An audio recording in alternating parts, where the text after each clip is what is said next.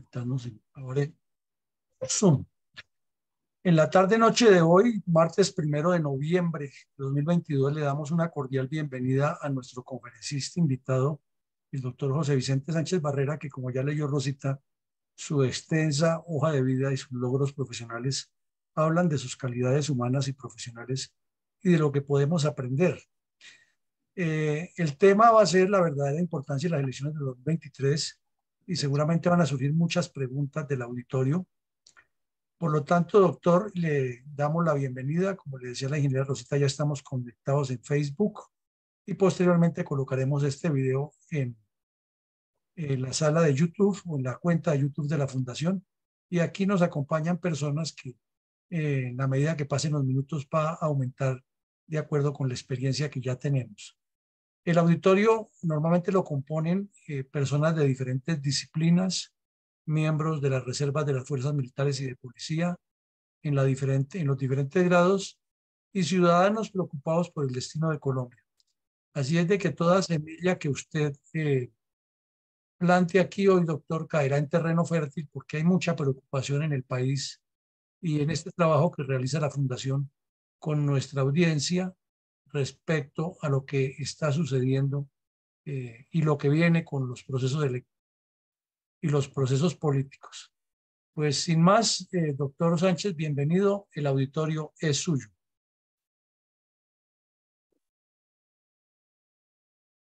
No tiene micrófono, doctor. Ya. Coronel Luis Alberto Villamarín, muchas gracias por la invitación. Le doy un cordial saludo a la ingeniera Rosita. Muchas gracias. Con ella tuve la oportunidad de llegar a este espacio tan importante de la Fundación Excelencia, Liderazgo y Transformación.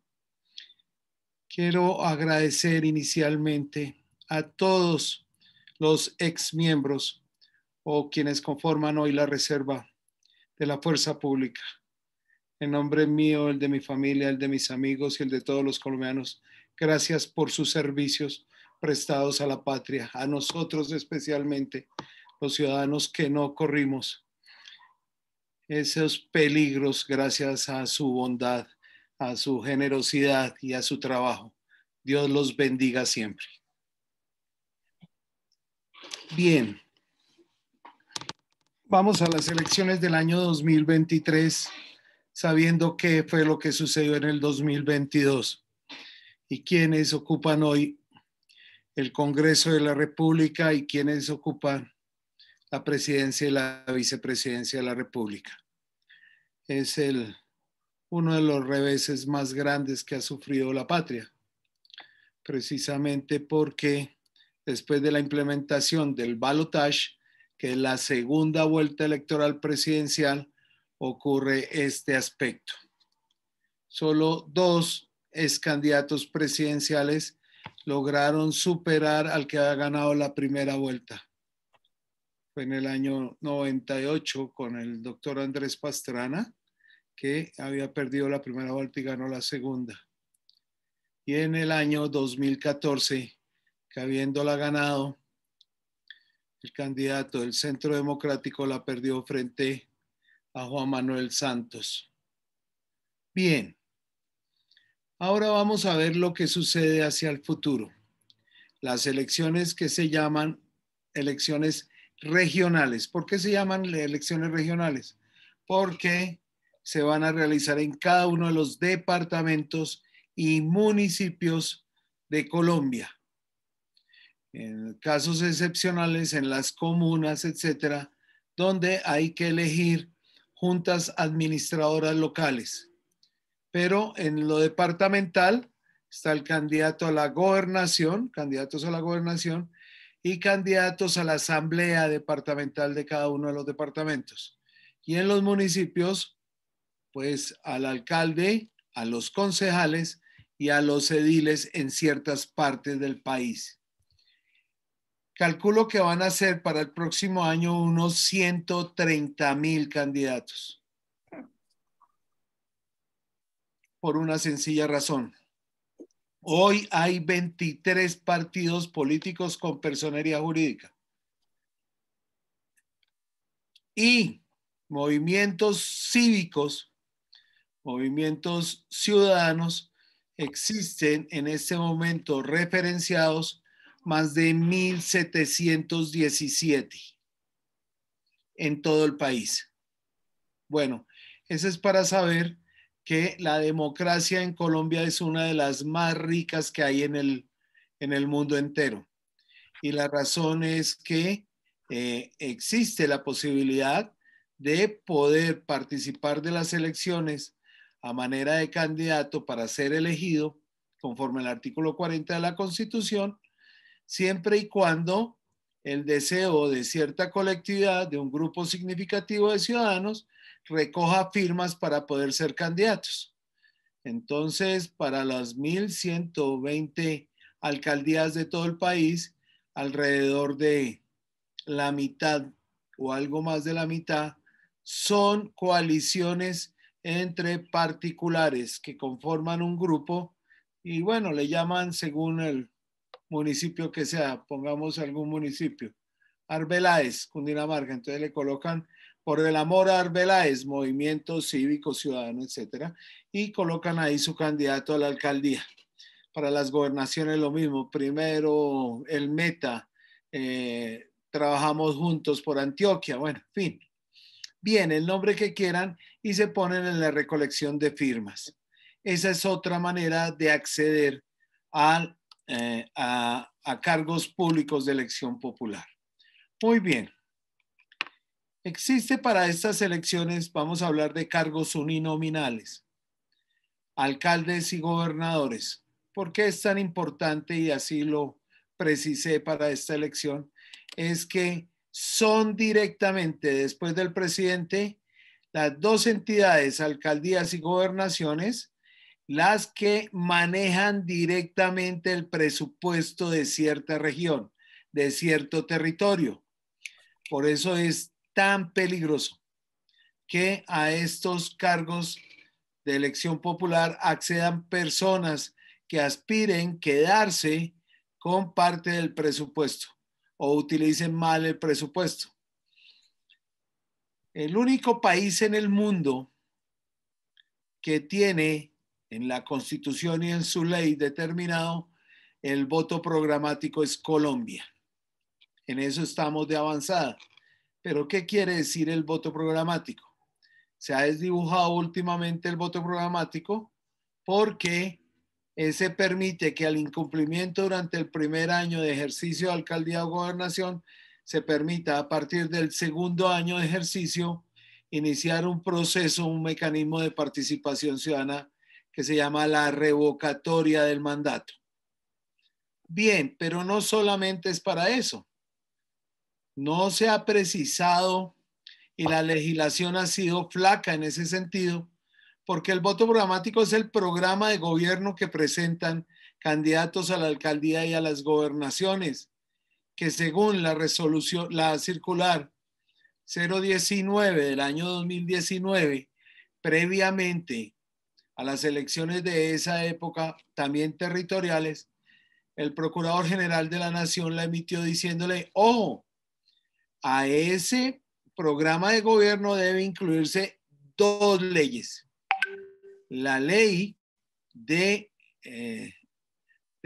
plan de desarrollo del municipio y el POT, o es la distribución de los sitios donde debe operarse o cómo se debe organizar territorialmente. Plan de ordenamiento territorial, el POT. Muy bien, de las 5.980 y pico candidaturas a las alcaldías, el 99.9% de los candidatos no cumplió con esas dos circunstancias, lo que debería impedirse que llegaran a ser candidatos, pero no existe legislación posterior al respecto. Nadie se ha dedicado al tema. Entonces existen, como el caso precisamente de la alcaldía de Bogotá, donde la actual alcaldesa presentó un programa de gobierno de algo más de 30 y pico de hojas, donde ni siquiera le dedicó 2 hojitas a cada uno de los sectores del distrito. Y era absolutamente populachero. Bogotá sin hambre. Hoy podemos decir que nadie puede asegurar que Dubái sin hambre, porque en Dubái hay 29% de personas que habitan Dubái que son inmensamente pobres. ¿Qué pasan? Angustias y hambre. Bogotá sin hambre, se imaginan 10 millones de personas. Todos vamos a comer magníficamente en Bogotá. Falso. Eso no se puede, porque tiene que traducirse en cifras. ¿Y cuál va a ser la estrategia? ¿Y dónde va a conseguir los recursos para que eso suceda? Entonces, ¿qué va a ser el despliegue más grande y maravilloso? Que la gente sale de su trabajo y llega a su casa en 15 minutos, de tal manera que pueda vivir dentro del hogar y tener más tiempo para compartir con sus hijos, etcétera, etcétera, tenga más tiempo para descansar. Falso. Eso no se podía hacer porque existe un plan de desarrollo de cómo en Bogotá, por ejemplo, se tenía que trazar el Transmilenio y el metro, que eran soluciones, tienen que ser soluciones eficaces al transporte masivo en Bogotá. Otra cosa que dijo era que todo el que viviera en Bogotá tenía la posibilidad de tener la educación gratuita. Eso tampoco es cierto.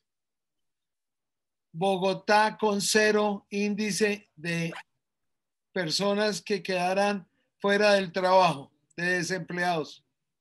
Falso. Eso no se llega nunca. Entonces, ¿para qué se presta el voto programático? Para que estas personas que incumplen esa circular de la Procuraduría General de la Nación, su momento, Fernando Carrillo fue el que la expidió, pues lleguemos a la conclusión de que esos programas de gobierno son bastante populacheros y que sobre ellos no se puede decir nada. Yo demandé ante el Consejo Nacional Electoral en su oportunidad ese programa de gobierno de esta señora porque no era medible. Eso se llama, no era mesurable. Mesurable quiere decir si se puede medir en escala conforme a un plan nacional de desarrollo. ¿Cuáles eran las transferencias económicas de la nación al distrito y cuáles eran los recursos propios, ya sea por impuestos o por multas o por todo lo que recoge el gobierno central de Bogotá, si eso podría destinarse a ciertas actividades? Eso definitivamente no lo decía ninguno de los programas. Entonces es un engaño a la población el voto programático.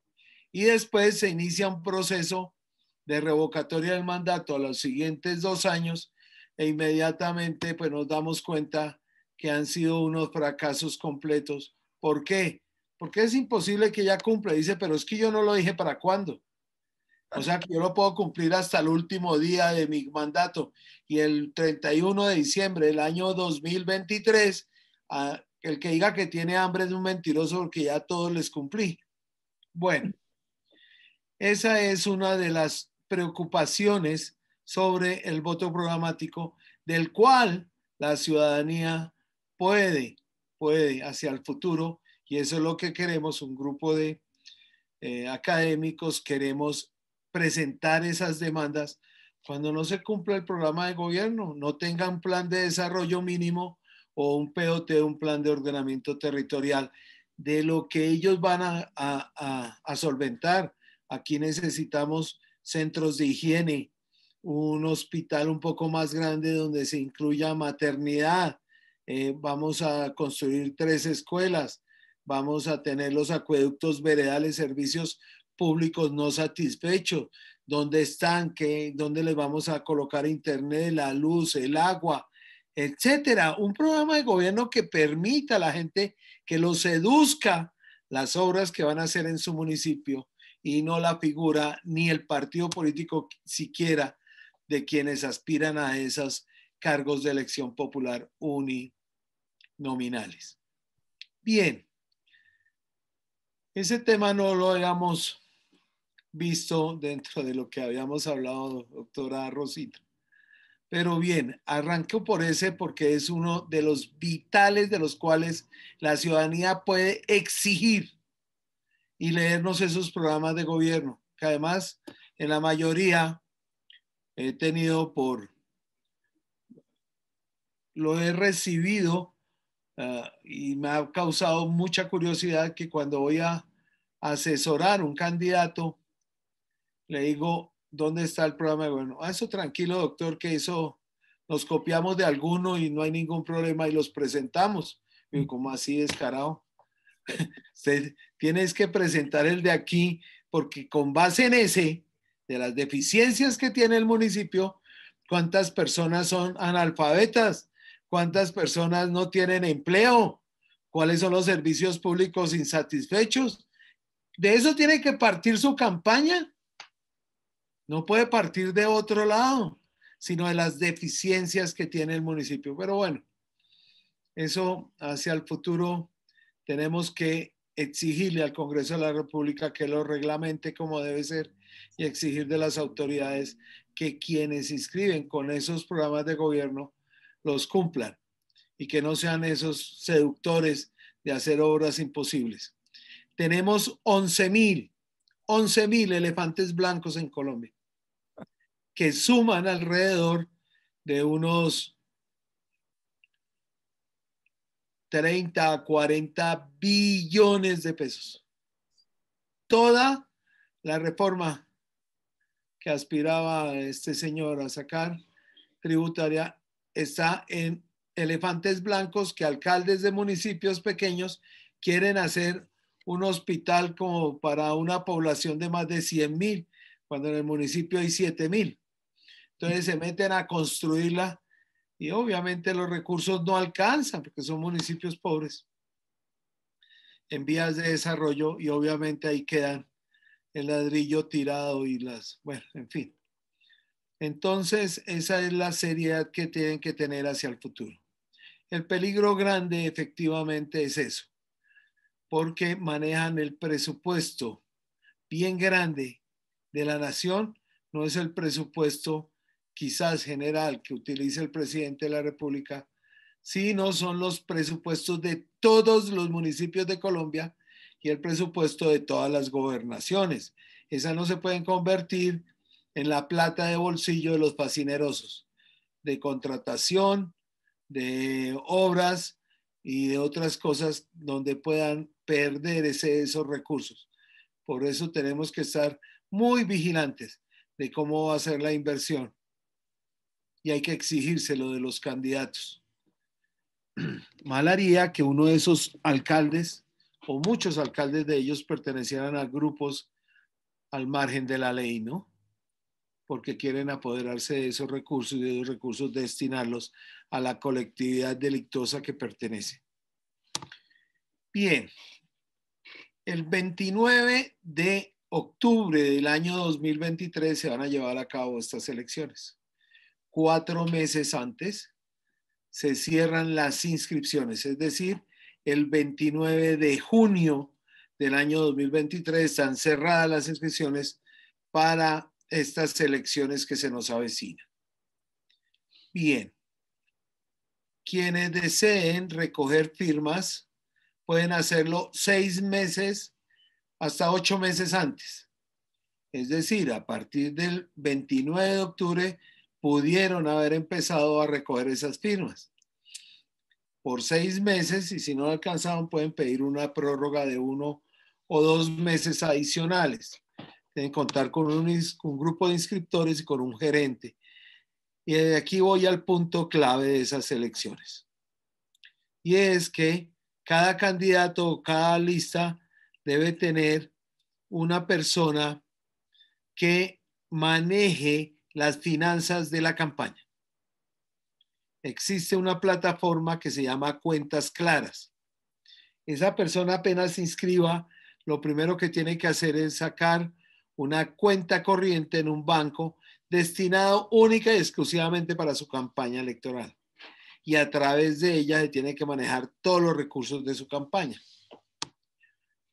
Existen ya más de, calculo yo, unas 20,000 personas que tienen en este momento procesos disciplinarios ante el Consejo Nacional Electoral para hacer caso omiso a no abrir estas cuentas y no de llevar la plata a través de estas cuentas única y exclusivamente para campañas políticas. ¿Qué pasa? Existen unas reglas. Por ejemplo, para municipios pequeños hay un monto determinado según la cantidad de habitantes, que puede ser para un concejal alrededor de 90, 60, 70 millones de pesos, máximo lo que puede gastar. Para la alcaldía 200, 250 millones, alcaldías muy pequeñas. Hay otras que tienen, pues, la de Bogotá, pues es inmensamente grande, la cual pueden gastar alrededor de 4,000 o 5,000 millones de pesos. Bien. Pero ¿cuál es el tema? El tema es que hemos visto campañas, y la vimos en la elección presidencial y el Congreso de la República, donde hay unos muy bollantes que ponen vallas publicitarias en todo el departamento, en todos los departamentos, sin mirar el número a las cuales tienen la posibilidad de presentar ante la opinión pública. Eso es un detrimento patrimonial que se traduce en un delito.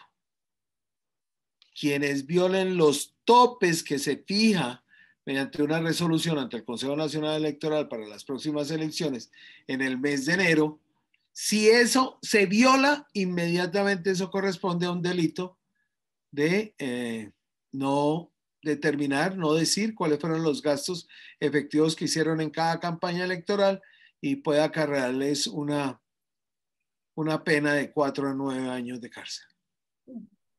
Entonces los colombianos, ¿qué tenemos que hacer?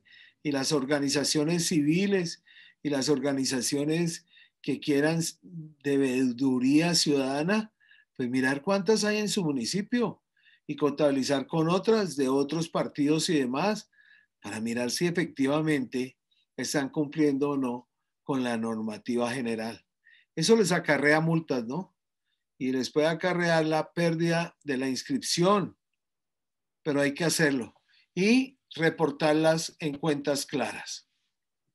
La publicidad electoral se hace durante los últimos 3 meses.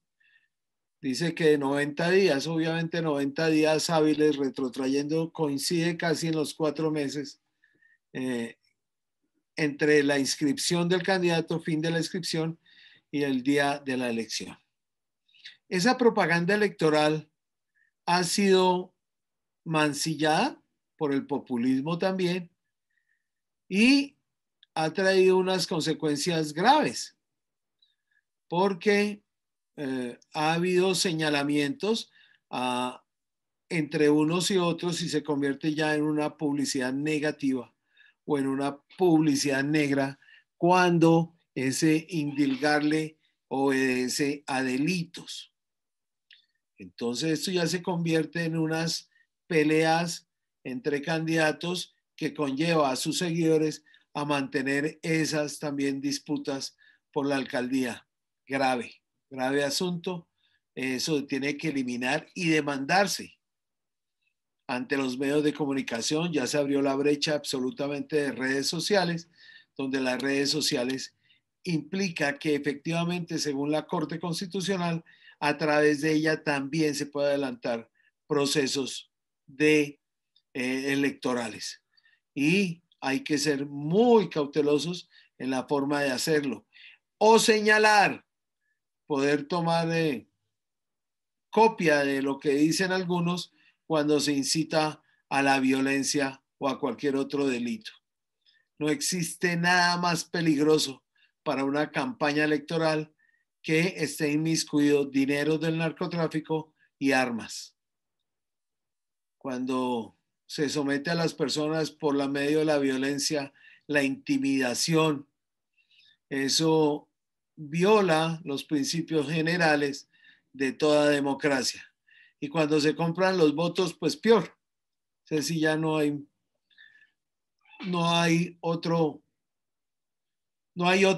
nada que hacer. Imponer los alcaldes para que sean de mi bolsillo posteriormente, y no solamente el alcalde, el presupuesto del municipio durante los 4 años sea del bolsillo de los particulares. Existe uno de los delitos que más se comete en un solo día en el mundo entero, y lo comete Colombia para estas próximas elecciones. Se llama la transhumancia electoral. ¿Qué es la transhumancia electoral? Existen 2 transhumancias. La transhumancia instantánea y la histórica, la actual y la histórica. Ustedes recuerdan que para las elecciones de Congreso y Presidencia de la República del año 2022 hubo 12 meses para que la gente se pudiera inscribir en la registraduría o en las mesas que le quedaran cerca de su lugar de habitación o su residencia o domicilio para poder ir a votar el día de las elecciones. Pues bien, les cuento. Existen grupos de personas compradas debidamente donde las transportan de un municipio a otro para que inscriban su cédula en el otro municipio y así puedan alterar la voluntad de quienes habitan ese territorio y elegir un alcalde diferente al que quiere su gente. Ese sí es el despropósito mayor de todos. ¿Por qué? Porque le están imponiendo a los habitantes de ese municipio a un alcalde del cual ellos no querían. Ellos querían era al otro, que no hizo la trampa. Bueno, es histórico porque para las elecciones de Congreso y Presidente no hay transhumancia, porque son elecciones departamentales, son elecciones para Cámara de Representantes, son elecciones de carácter nacional para el Senado y para la Presidencia de la República. Y ahí no importa la transhumancia, vote en un lugar o vote en el otro, se puede votar a nivel nacional y bajo la misma tarjeta electoral. En ese sentido, el día que más se comete un delito es el día de las elecciones con la transhumancia electoral.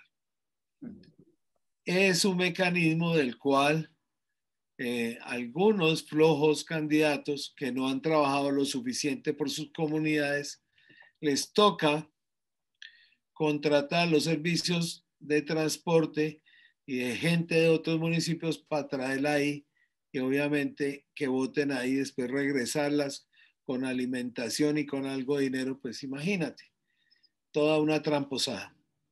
Hasta este momento he estudiado 77 formas de fraude electoral en Colombia. Para cada candidato, todos los colombianos debemos ser testigos electorales. Regalarle un día a la democracia para vigilar que en la mesa de votación se contabilicen bien los votos por quien sea la voluntad del pueblo, no por los que estén comprados en esa mesa como jurados de votación e incluyan más papeletas o hagan anular los votos con el esfero, hacen una marca adicional y dice, mire, anulados, cuando no es el candidato de mi preferencia, etc. Es importante que las veedurías ciudadanas y los ciudadanos en general pudiéramos tener ese batallón de testigos electorales, uno por cada mesa del país.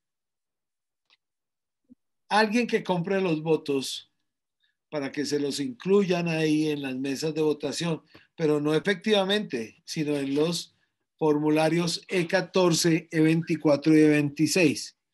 E14 es el que nace en el momento de hacer la contabilidad en la mesa. Ese E14 tiene 3 facsímiles. El primero es uno, el preconteo es el que nos dice la registraduría, boletín número 1, tantos votos por tal, tantos votos, boletín número 2. Bueno, ese lo coge un ciudadano que está contratado debidamente, lo coge inmediatamente, lo llenan, se va hasta un teléfono dentro de la organización o el sitio de votación y transmite los resultados de manera verbal por teléfono.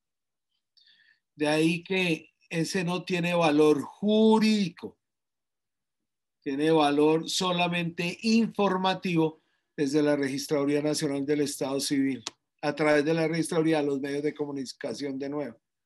Bien, existe otro que es el de claveros, que es guardado dentro de las bolsas debidamente sellados. Es el que nos da las garantías efectivamente de cuáles son los votos que están ahí. Y otro es el de delegados, el que se entrega a los partidos políticos y demás, que también tiene valor jurídico. Pero ¿qué pasa en la llenada de esos formularios? Que los llenan con números que más adelante se puedan modificar. Un 2 lo modifican posteriormente por un 8. Una vuelta más y quedó un 8. El 1 por un 7. Y así sucesivamente, un 1 por un 4, etc. De tal manera que cuando se llegue a los escrutinios, porque los escrutinios ya no tienen nada que ver la registraduría, solamente cumple funciones de secretaría, donde llegan los jueces y notarios a adelantar todo el proceso jurídico. Pero llegan unos jueces absolutamente encomiables, mil gracias por sus servicios a la nación, pero llegan a partir del martes separados del lugar de su trabajo a cumplir estas funciones. Y el secretario llámelo cada 2 segundos, llegó una tutela nueva, mañana se nos vence 2 tutelas. El hombre no tiene, o la mujer no tiene, cómo concentrarse en ese tema, la democracia. Impedir que en la cara de los miembros de las comisiones escrutadoras les roben los votos en la cara de ellos y ellos no se dan cuenta. ¿Por qué? Porque ellos están más preocupados por el trabajo que tienen en su despacho. Bien, ese es a grandes rasgos el tema de la importancia de las próximas elecciones del 2023 a entidades territoriales. También aquí se puede destacar, y es muy importante, la doble militancia. Entonces están candidato, por ejemplo, a la asamblea departamental de cualquiera, del Meta, o bueno, de Nariño. Su partido político tiene candidato a la gobernación, pero a mí no me gusta, entonces yo me voy con otro y le hago campaña a otro. Pues eso es doble militancia. Usted no puede pertenecer a 2 partidos políticos con personería jurídica o aspirantes en una campaña electoral a tener devoción por otro de otra colectividad. Eso es una trampa, eso es inducir a error a los ciudadanos que van a votar y efectivamente eso conlleva a un castigo.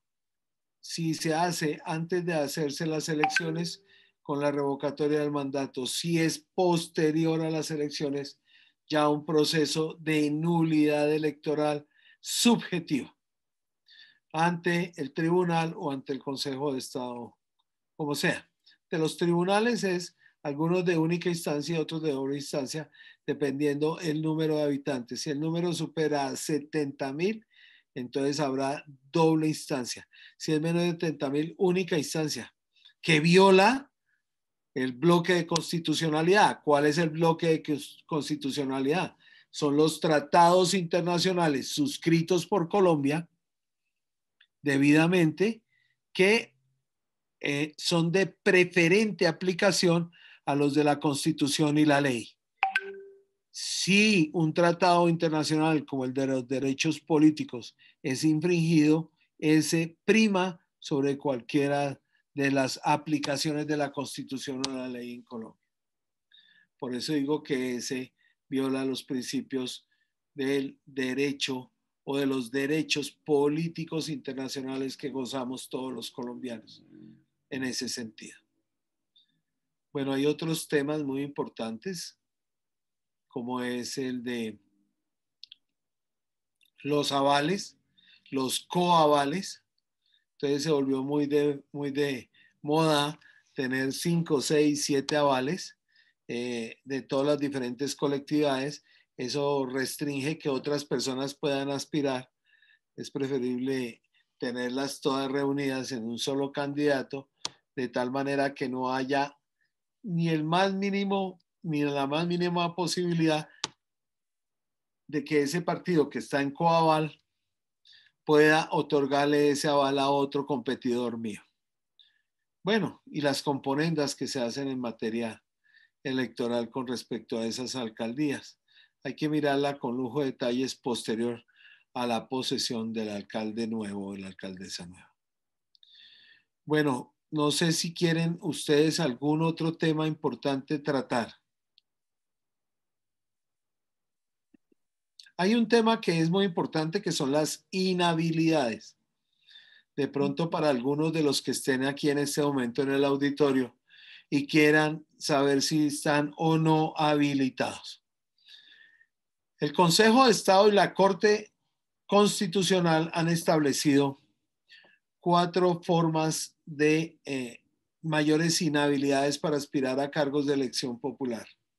Y es que durante el año anterior a la elección, o sea, hasta el 29 de octubre pasado, la persona desempeñe cargos públicos con alguna autoridad, autoridad administrativa, autoridad civil, autoridad eclesiástica o bueno, y autoridad militar.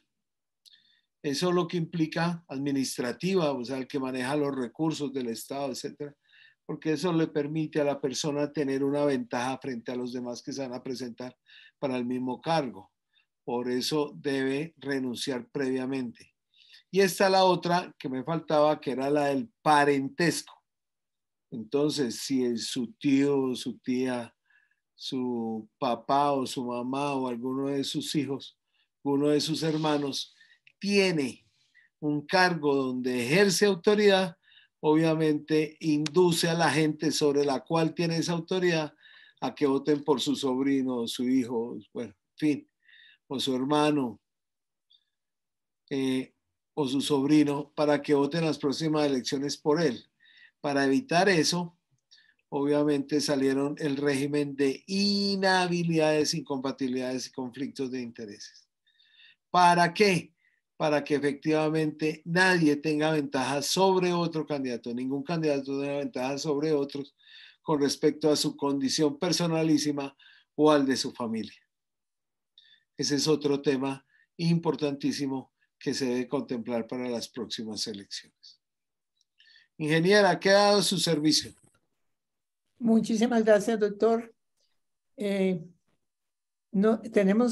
nuestro moderador usual, el señor coronel Alarcón. Sí, ingeniero Rosita, aquí a la hora. Gracias, mi coronel, por favor, para que usted nos ayude con el manejo de la sala, pero le solicito de que me permita la primera pregunta para el doctor Sánchez.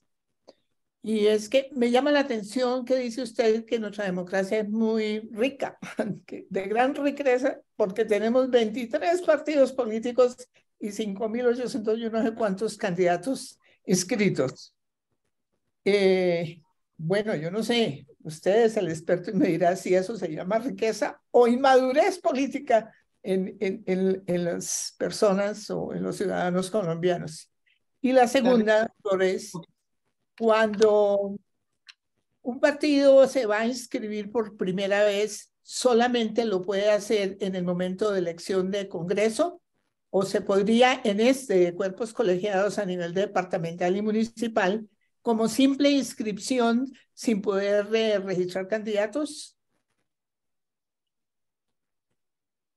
Bien, voy a tratar de contestarte la primera. La primera, bueno. La riqueza es en la parte jurídica, los planteamientos que hay en la Constitución y en la ley y en las demás leyes estatutarias que hay en Colombia.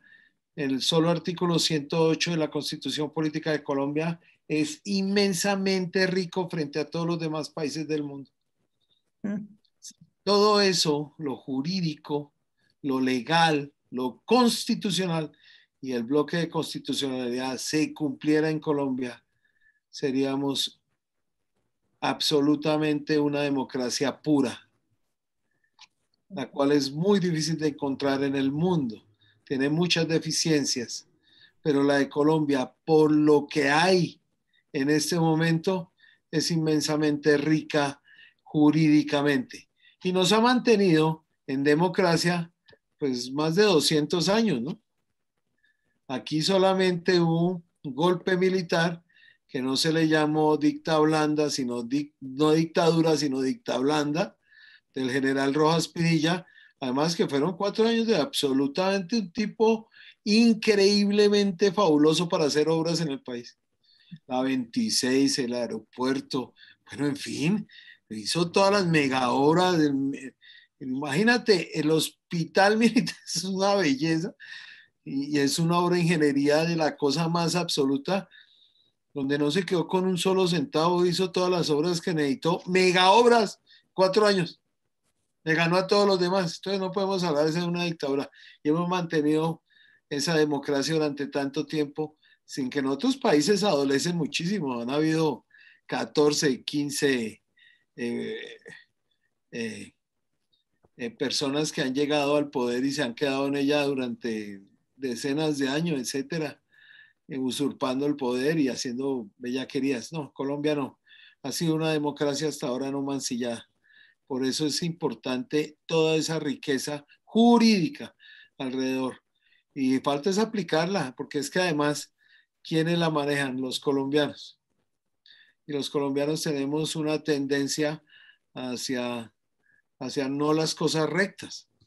Entonces, hay veces me decían a mí, ¿por qué en Colombia hay tanto? Aquí el problema grave es que los congresistas y los diputados y los consejeros, todos roban. Le dije, no, pues usted lleva un carro al taller y no mire que estar encima del carro le cambian las cosas buenas por las malas y vuelven y le cobran. Vaya a donde compra la carne y después llega a su casa y pésela usted mismo y le faltan 20, 30 gramos, 40 gramos.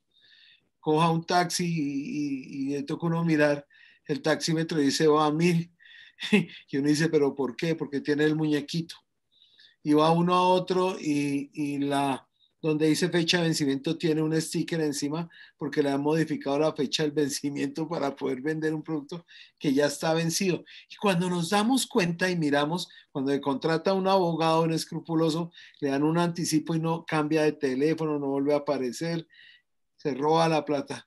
El odontólogo que le calza mal la muela por no meterle todos los materiales que se requieren, que son un gasto adicional, y no lo hace. Y cuando nos damos cuenta es que tenemos una sociedad de cierta forma enferma por conseguir las cosas haciendo trampa.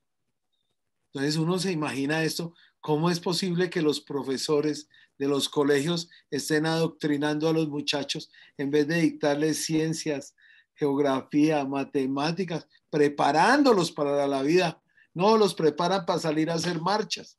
Entonces, cuando nos damos cuenta de la condición humana de los colombianos, que no son todos, pero por los poquitos que hacen, pues los ingenieros están haciendo las obras, las megasobras, y todas se cayeron de alguna manera. ¿Por qué? Porque hay que darle la partida a no sé quién, entonces hay que echarle menos cemento, menos varilla, y entonces terminan derrumbándose las obras. ¿Y por qué? Porque son deficientes. ¿Por qué deficientes? Porque hubo que repartir dinero y se prestaron para eso.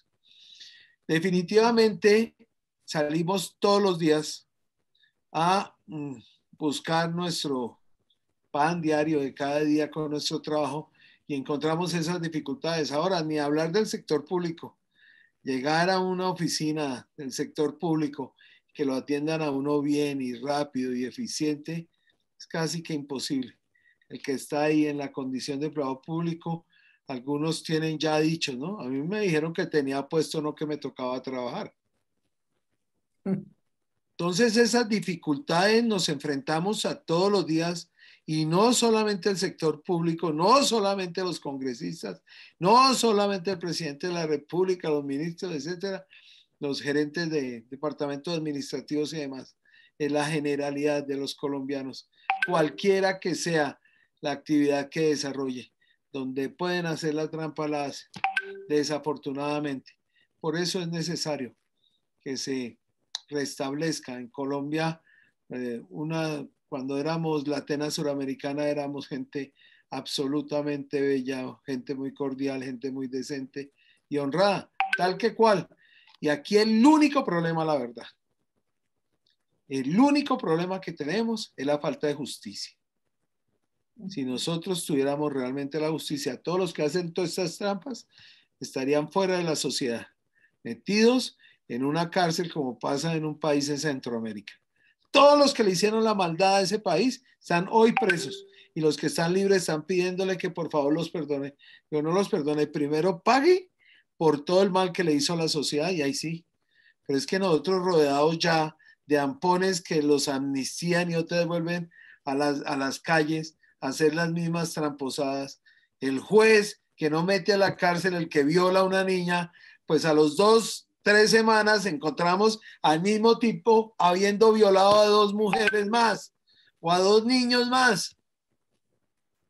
El que se roba los celulares, han entrado 7, 8, 9 veces a la cárcel y lo sacan inmediatamente.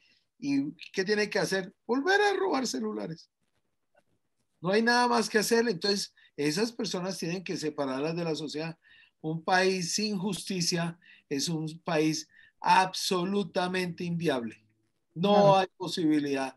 Y esa es la esperanza de que los jóvenes no saben qué hacer o ser tramposos porque les perdonan todo.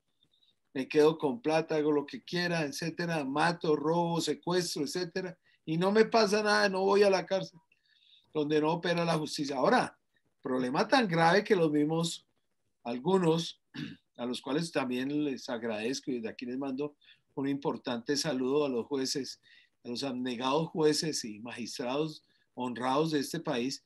Hombre, cada uno de ellos tiene 3.000, 4.000 procesos. Dios mío, ¿cuándo van a terminar fallándolos? Nunca. Pobre gente. Pero adicionalmente, hoy sí señalo a todos esos magistrados, 19 magistrados de las altas cortes, hoy en procesos penales por vender sentencias. El único país en el mundo cuando quien tiene que ser correcto, absolutamente correcto en su vida profesional, tienen que ser los jueces de la República. Tienen que ser absolutamente integérrimos, transparentes, brillantes, unos hombres abnegados porque se cumpla la ley. Pero no pueden cobrar. Imagínense, el jefe anticorrupción de la fiscalía está preso en los Estados Unidos por corrupto. Dios nos libre. Bueno. Muchas gracias, doctor. Y en cuanto a la inscripción posible en las próximas elecciones, ¿se puede? Bueno, sí, claro. El movimiento tiene que inscribirlo ante el Consejo Nacional Electoral si lo quieren escribir como movimiento cívico ciudadano. Eso lo escriben y allá le traen una resolución pequeña diciendo los que están debidamente inscritos. Tienen que inscribirlos obviamente con unos, el acta de fundación, con la firma, con los estatutos, bueno, algunos que tengan. Y ese movimiento se inscribe para las candidaturas dependiendo de las candidaturas. Si es una candidatura a una alcaldía, entonces para la alcaldía nombran al equipo suscriptor, que son 3 personas que firman allá, es el grupo suscriptor. El candidato nombra un gerente y firma con el gerente y abren su cuenta, etcétera, etcétera, y les entregan los formularios para recolección de firmas. Que las firmas dependen la cantidad al número de habitantes que hay en ese determinado municipio. Entonces hay veces no se necesitan muchos, hay veces que sí, dependiendo la grandura o la grandura, sí, porque no la grandeza de cada municipio o de cada departamento. Y recogen las firmas, se presentan cuando ya tengan alrededor de algo más de 1,5 veces, porque por lo general muchas de esas firmas son espurias. Hay firma Batman, Robin Hood, sí, Hércules, entonces esas son anuladas. Hay gente que se dedica también a hacer bromas en ese sentido. Bueno, se puede hacer la inscripción entonces. Claro, estoy a su servicio. Muchas gracias. Muchas gracias, Adelante, doctor. coronel Alarcón. Bueno, mi coronel Alarcón, buenas tardes. Mi doctor, buenas tardes, buenas noches. Tenemos con la mano levantada a mi coronel Pachón y a Eduardo Patiño, a quienes les voy a solicitar el favor de permitirme leer los aportes que se han dado a raíz de la conferencia y las últimas respuestas del doctor, en donde mi mayor Mendoza dice: ¿por qué aún no pasa nada con el vandalismo de la primera línea, la cual se ha constituido en el brazo violento del pacto histórico, quienes hoy están en poder nacional y descaradamente pretenden eximirlos de responsabilidad penal, aceptando su autoría como organizadores y financiadores de estos vándalos, y aún se encuentran en vigencia con ataques recientes a la Fiscalía bajo la dirección del congresista Gustavo Bolívar?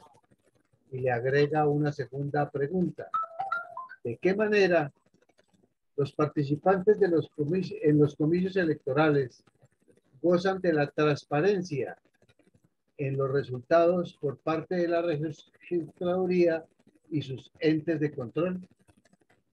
Adelante, por favor, mi doctor. Bien, hablemos ahora en materia penal. Mi mayor Mendoza, muchas gracias por las preguntas bien importantes para este momento coyuntural que vive el país.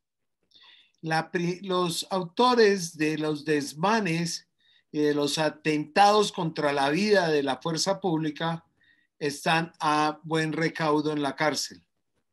Pero estos fueron los que sirvieron para incendiar al país y poner al actual presidente de la República en condiciones de superioridad frente a los demás candidatos a la presidencia. Estos fueron los que imprimieron el terror, son terroristas. Bueno, los que están presos de la primera línea, por acuerdo con el actual presidente de la República, para eso mandaban a la cárcel a muchos de los que hacían parte de su campaña electoral. Era para llegar a unos arreglos obviamente políticos frente a esa primera línea y frente a los narcotraficantes, frente a los secuestradores, a los homicidas y demás. Y era que él se iba a encargar de sacar unas leyes en el Congreso de la República que le permitiera amnistiar a todos estos criminales. Por eso, en esta semana que acabó, semana pasada, el Congreso de la República se lanzó la primera tarea de que el presidente de la República pudiera indultar o amnistiar. La amnistía es antes de que se dicte una sentencia condenatoria, mientras que el indulto es perdonar la pena. Este es perdonar el delito. Por eso los de la primera línea están en esa tarea. Pero ocurrió algo muy tenaz la semana pasada. Todos estos indígenas y de la primera línea que golpearon a la fuerza pública y a algunos funcionarios públicos de la alcaldía de Bogotá que trataban de ser buenos componedores, los agarraron fue a palo. Ellos fueron cogidos en flagrancia, subidos a un bus, y el viceministro del Interior fue y los bajó. No tenía que hacer eso. Estaban debidamente aprendidos y había que llevarlos ante la comparecencia de un juez de control de garantías que permitiera establecer si efectivamente su captura obedeció a las normas del proceso penal o el procedimiento penal acordes, sin violentarle los derechos humanos, etcétera, etcétera, etcétera. Ahí nos damos cuenta que esa injerencia es indebida y que puede acarrearle una sanción disciplinaria y otra cosa, una investigación penal, porque está usurpando funciones de otro, de la jurisdiccionalidad. Él es de la rama ejecutiva, no es de la rama jurisdiccional. Él no tenía esa posibilidad, pero intimidó a los policías. Yo aquí me mandó el alcalde, aquí me mandó el presidente, aquí hay que bajarlos de ahí. Y los bajó. Pero la fuerza pública no debió haberlos cedido, debió haberlos detenido ahí y más bien haberle puesto los ganchos al viceministro y llevárselo también. Faltó algo de conocimiento, pero la intimidación pudo más de este alto funcionario para bajarlos de la camioneta. Muchas gracias. Esa es la primera parte, va la segunda. Sí, señor. La registraduría realmente lo que hace es, su función principal dentro de las elecciones es disponer de todo un recurso humano y de un recurso económico para que se realicen efectivamente las elecciones en Colombia. Dispone de toda la estrategia de poder tener mesas de votaciones a lo largo y ancho de todo el territorio. La última vez hubo 107,000 mesas de votación en todo el territorio. Disponer los bolígrafos, disponer las hojas, disponer los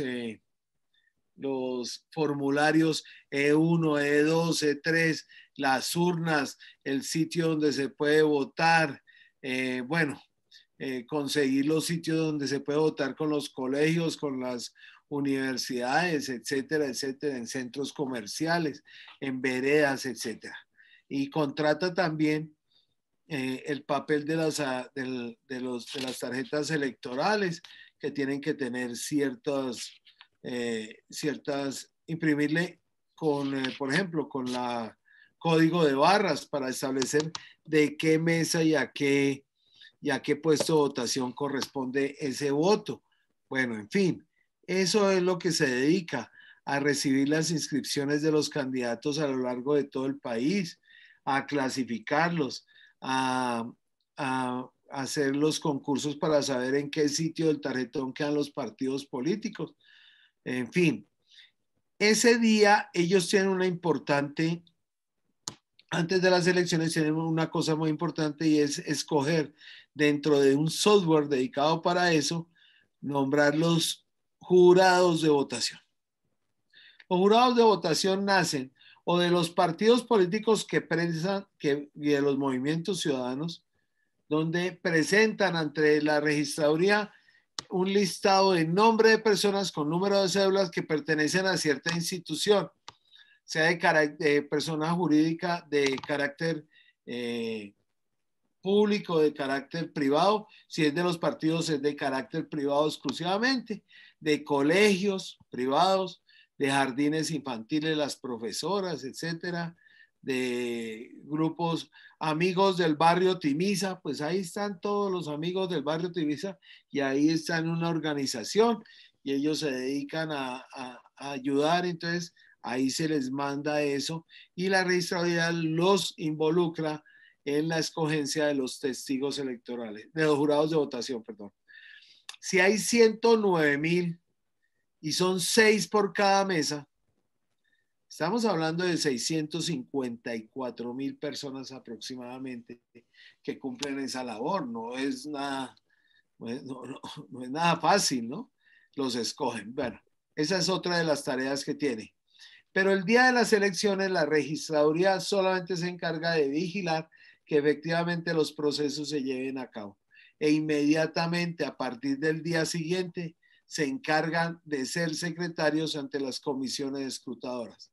Hay veces nosotros señalamos mucho a la registraduría, pero la registraduría realmente poco tiene que ver con el día de las elecciones. Previamente sí, ¿no? Porque ellos tienen la obligación de inscribir a todas las personas que quieran inscribirse para votar en ese municipio. No les puede decir que no. Pero cuando se demanda por la cantidad de personas ante el Consejo Nacional Electoral, el Consejo siempre le envía a la registraduría diciéndole, mire todas estas personas. La registraduría sale por el municipio y busca si las personas realmente residen ahí o no residen en el municipio para revocar esas inscripciones o no. Entonces cumple infinidad de funciones. Existe, obviamente, ya han existido procesos contra personas que efectivamente trabajan en la registraduría y han de alguna manera favorecido a alguno de los candidatos, pero en la guardada de votos. Ya como tiene la suprema vigilancia, entonces dicen cuántos votos necesitan, entonces en el software modifican los números. Hasta allá han llegado algunos a hacerlo, no sé qué tan probable sea, pero así lo dicen. Y no se ha comprobado en este momento, pues no hay nadie de la registraduría que se encuentre preso o privado de la libertad, porque no hay cómo demostrarle. Es más la fama, pienso yo. Es más el problema que tienen los partidos políticos en Colombia, que en vez de cada vez ser más fuertes, son cada vez más pequeños, no se robustecen de manera suficiente, por ejemplo, teniendo su equipo de testigos electorales. Los que van a vigilar, son los súper vigilantes de las elecciones, dice una norma al respecto. Entonces, es más, los partidos políticos que tienen que fortalecerse, ser demasiado fuertes para que estas cosas no sucedan en el futuro. Muy bien. Muchas gracias, doctor. Tenemos varias manos levantadas. Les voy a pedir el favor de ser concretos en las preguntas. Yo soy el que me extiendo, coronel, qué vergüenza. No, tranquilo, mi doctor. Usted es el dueño hoy de todo este certamen, de toda esta obligación, y muchas gracias. Tiene la palabra mi coronel Pachón. Adelante, por favor. Bueno, Eugenio, buenas noches. Doctor José Vicente, buenas noches. Buenas noches. Agradecido con su información amplia, detallada y convincente. Pero quiero hacer una pregunta frente a dos casos que se han presentado de las hermanas Pizarro al Senado y del matrimonio de Claudio Nayibe y su esposa. Porque los medios de comunicación en un principio hicieron algún hincapié sobre las incompatibilidades, inhabilidades para participar, pero últimamente no se ha vuelto a decir nada al respecto. Quisiera de pronto una información sobre el particular. Gracias, doctor José Vicente. Bien, muchas gracias, mi coronel Luis Humberto Pachón. Bien, en el caso de Claudia y su esposa, que se llama, ¿recuerda el nombre? Angélica Lozano. Angélica. Bueno. Cuando Angélica estaba de senadora, que iba de candidata a la alcaldía, ellas declararon que ya no vivían juntas, inclusive por el ascensor bajaron toda la ropa de Claudia para que no se viera que estaba viviendo ahí y salió raudamente por la salida del parqueadero para que no detectaran que ella vivía o convivía con ella ya más de 2 años, y eso lo hacía ver cómo era. Bueno, después se ofrecieron matrimonio públicamente y se besaron públicamente, y Claudia aspiró a ser alcaldesa. ¿Qué pasa con la condición de Angélica Lozano? Angélica Lozano es miembro de una corporación pública. Las inhabilidades solamente tienen que ver con personas que ocupen cargos con alguna autoridad, y los congresistas no contemplan ninguna autoridad. ¿Por qué? Porque las decisiones que se toman es por votación, no es por la discrecionalidad de las decisiones que tome cada persona. Angélica ya no puede ella decir, esta ley yo la promulgo, yo la voto, y eso es ya, se tiene que cumplir así, no, se tiene que someter a la consideración de los más parlamentarios, se tiene que hacer en las comisiones permanentes el respectivo debate, en las comisiones ya primera, segunda, dependiendo el tema a tratar, y después ya en las plenarias hay que votar. Así que efectivamente ya no era motivo de tener ninguna inhabilidad porque su esposa o su compañera permanente era funcionaria, era congresista y no ejerce ninguna autoridad. Y con respecto a las dos hermanas Pizarro, me recuerda, coronel, qué pasó con la otra hermana del inmolado padre Pizarro León Gómez. Vamos a quedar.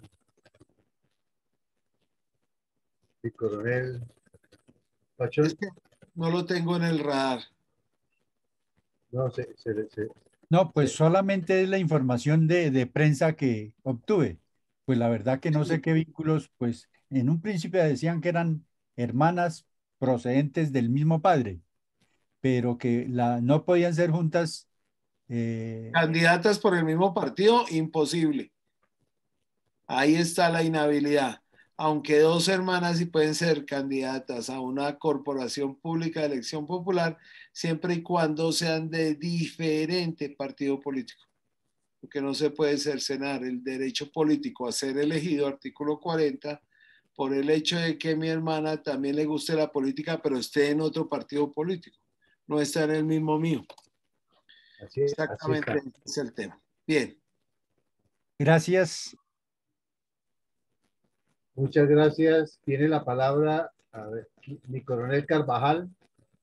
Adelante, por favor. Gracias, señor coronel Alarcón. Buenas noches a la sala. Buenas noches, doctor José Vicente. Quisiera preguntarle qué tanto por ciento, doctor José Vicente, considera que la democracia de Colombia está en riesgo con este gobierno de tendencias socialistas progresistas. Gracias, doctor.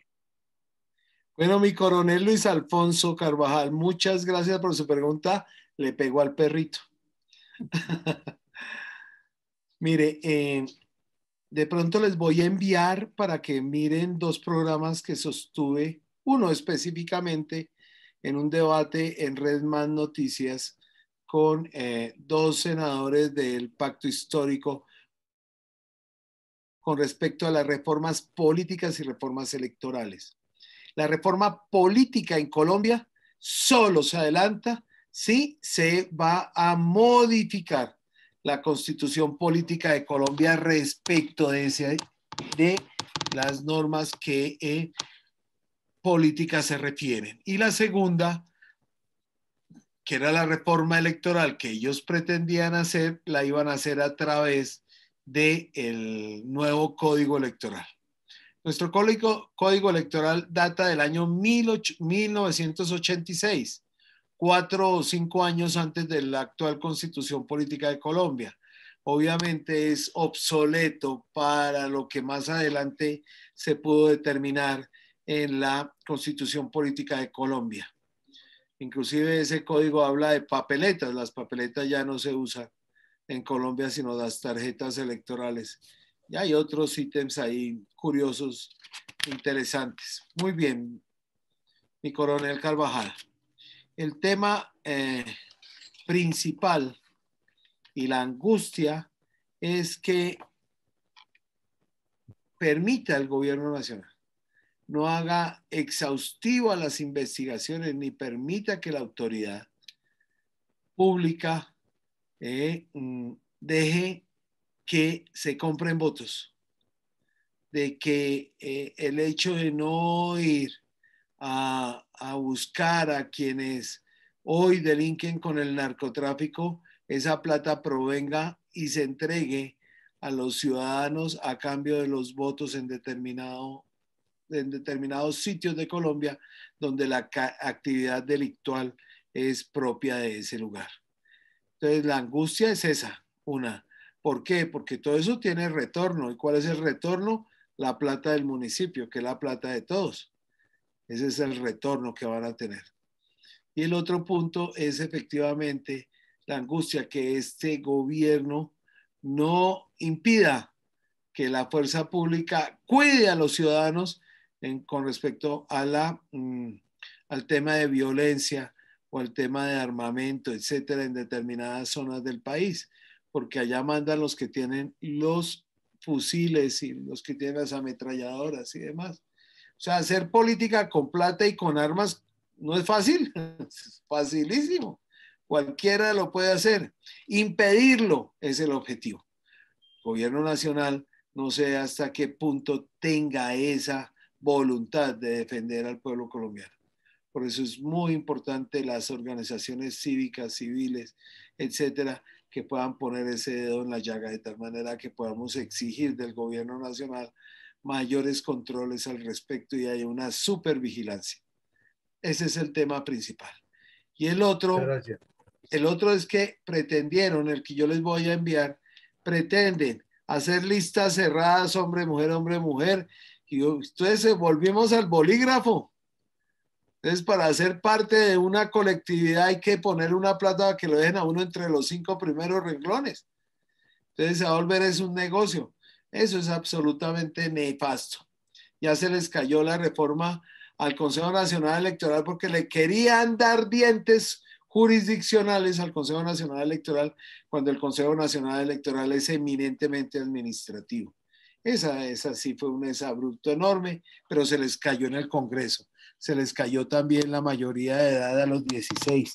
Les pasó lo de que para ser representante de la Cámara a partir de los 18 años. Yo esa me opuse absolutamente porque es una irresponsabilidad. A los 18 años nadie en Colombia ha terminado su carrera. Nadie. Medianamente un muchacho a los 18 años es bachiller y ya de una vez llevarlo a hacer leyes en Colombia creo que es un exabrupto.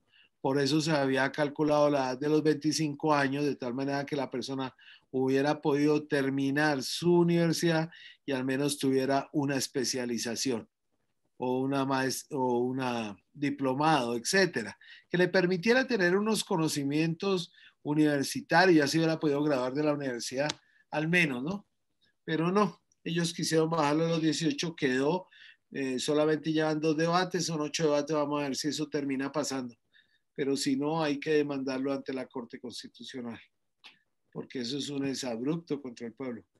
Ellos que van entrenando siendo concejales, ediles, que eso sí lo pueden ser, o parte de los que eligen ahora de juventudes, que es entre los 14 y 27 años, que pueden ser elegidos como comités de concejales.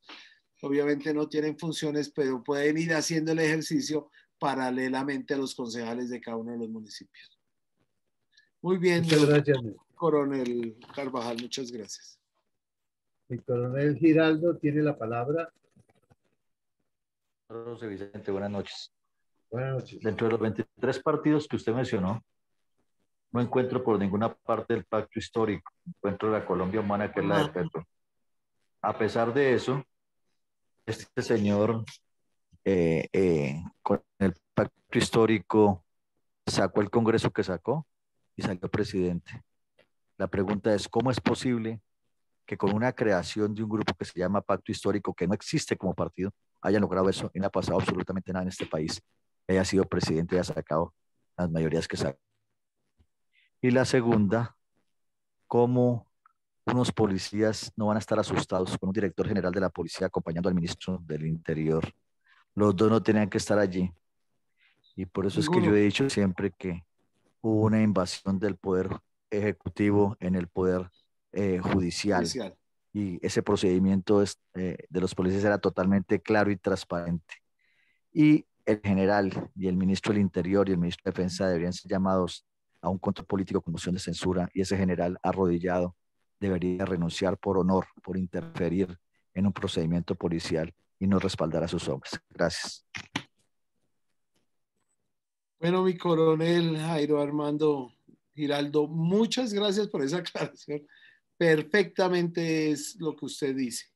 Ese procedimiento que se adelantó para dejar en libertad a estos fascinerosos fue absolutamente ilegal, irresponsable, que se adelantara inclusive procesos disciplinarios para que no vuelva ni siquiera el viceministro a tocar cualquier cargo público. Estoy totalmente de acuerdo con usted.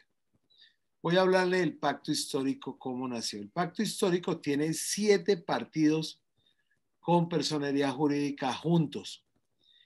La norma dice que esos no pueden superar el 7%, el 15% de la votación obtenida en las anteriores elecciones.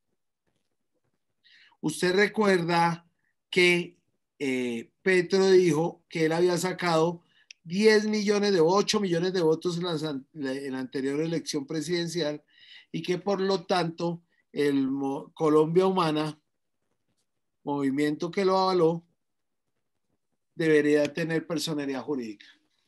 Mediante una defecio de sentencia del Consejo Nacional Electoral se le otorgó la personería jurídica al pacto histórico, ordenándole entregar la personería jurídica y todo lo demás sin tener ni un solo congresista. El único congresista era él y la doctora Ángela María Robledo, que había sido extraída del Partido Verde y llegó aquí a Colombia Humana como candidata vicepresidencial sin haber transcurrido un año de renuncia al otro partido y haber entregado la curul, lo que le impidió ser representante a la Cámara, pero ya por sentencia de la Corte del Consejo de Estado. Muy bien.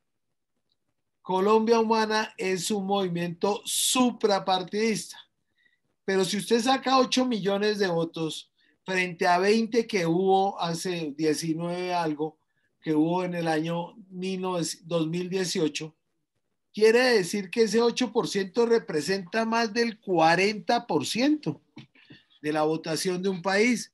O sea que Colombia Humana arrancaba con el 40% y se hace coalición con el partido UP, con el partido MAIS, con el Partido Comunista Colombiano, con el Partido de los Comunes,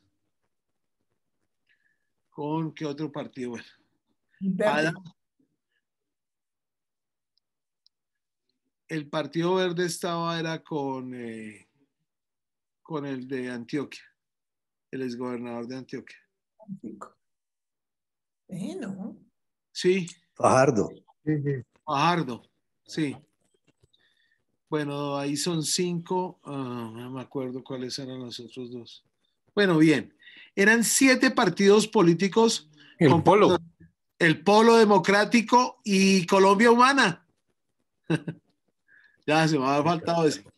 Colombia Humana, UP, MAIS, Partido Comunista Colombiano, el Partido ADA, el Partido Polo Democrático y el Partido de los Comunes. 7. Y habían 15 o 16 movimientos cívicos colombianos, no sé qué, que se sumaron a esa gran coalición, que no tenían personería jurídica. ¿Ustedes creen que todos esos partidos no suman más del 15% de la votación del país? ¡Claro! El doctor Abuchaibe demandó esas elecciones. ¿Por qué? Porque esa coalición no la pudieron haber permitido cuando se inscribieron. Tenía que haberse inscrito única y exclusivamente con Colombia Humana, porque Colombia Humana tenía más del 40% de la votación y con base en ese 40 y pico de por ciento fue que ellos solicitaron la personería jurídica, diciéndole que eran la gran mayoría de los colombianos que hacían parte del movimiento y que esos eran los votos que él había sacado, 8 millones de votos. En ese sentido le dijeron, sí, efectivamente, de acuerdo, se le entregamos la personería jurídica. Ahora se la entregaron al movimiento de Rodolfo Hernández bajo esas mismas premisas. Entonces, si yo pedí que me dieran la personería jurídica con el 40%, yo después no puedo entrar en una coalición diciendo, yo soy el único senador. Entre 110 yo sumo el 1%. No, eso es falso. Eso es falso. Ya se presentó la demanda está ante el Consejo de Estado y esperamos a ver qué resuelven sobre ese tema. Pero esta coalición llamada Pacto Histórico supera de lejos el 15% de la votación de este país y de la representatividad. Él no podía haberse unido a todos esos partidos políticos. Bien, pero el pacto histórico como tal no es un partido político, es el nombre o denominación que se le dio a una coalición para una aspiración a la presidencia de la República. Muchas gracias, doctor. Tiene la palabra Eli Ospina. Buenas noches, muy agradecido por la oportunidad.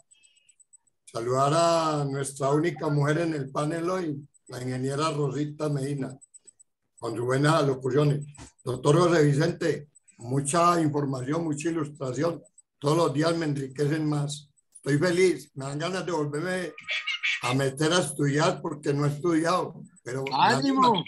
Me animan, ganas de meterme a estudiar.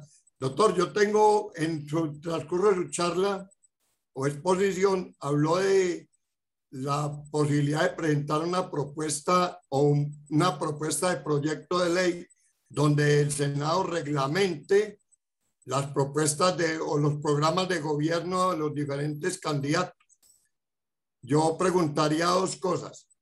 ¿Qué tan posible será que sí prospere esa iniciativa? Y la segunda, ¿qué tanto será factible que sea que los obliguen a cumplir? Porque es que estamos viendo de que ninguno de los candidatos cumple las propuestas de gobierno.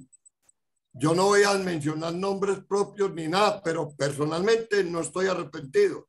Las personas por quien yo deposité mi voto están haciendo la tarea con lo que llamamos la oposición a gobierno. Ahí estoy metido, ya deberían saber por quién voté. Entonces, no sé qué tan importante, porque uno ve amigos, compañeros, familiares lamentándose porque los candidatos por quien ellos votaron tenían unos programas de gobierno para llevarlos al Senado y a la Cámara, y todos se voltearon para el lado que no es. Muchas gracias por permitirme la intervención, y lo que me pueda responder lo agradezco. Don Eli, muchas gracias por tu pregunta y muy amable por sus palabras de encomio hacia mí. Muchas gracias. Bien, ¿qué es lo que sucede? Que es que en Colombia está cogiendo carrera o la intimidación verbal con respecto de que o aquí se acaba la reforma política hecha por el presidente de la República, o si no, yo invito a mis amigos para que hagan los desórdenes en todo el país. Y convocó a un paro y quebró a los que producían leche, a los que producían huevos, quebró a los que tenían ganado, quebró a todo el mundo con un paro. Esa es una intimidación grave. ¿Por qué? Porque a cambio de todos ellos que no tienen nada que hacer, yo les voy a dar un salario mínimo legal mensual o algo cercano para que ustedes tengan con qué vivir, y ese es el mínimo vital, y me invento por la vida y por el amor, y ahora es que por la paz total. No, esto es lo más ridículo que yo haya visto en mi vida, por una sencilla razón, porque no se puede cumplir. Eso se llama populismo. Ningún jerarca administrativo del país le tiene vetado regalar dinero. Entonces se inventan unos proyectos de ley, y como los demás hacen parte de esa coalición, los obligan a votar por eso. Pero una cosa es que se apruebe en el Congreso y otra cosa es que lo aprueben en la Corte Constitucional. Tenemos que estar con los ojos muy vigilantes ante la Corte Constitucional para que la Corte definitivamente defienda nuestra Constitución, las leyes de Colombia y a todos los ciudadanos colombianos. Muchas gracias, Eli. Muchas gracias a usted, mi doctor José Vicente. Muy clara la exposición, muy amable. Ok, feliz noche. Muchas gracias. Qué placer tener por acá al coronel Gantiva. a quien le damos la palabra en este momento. Buenas noches, mi coronel.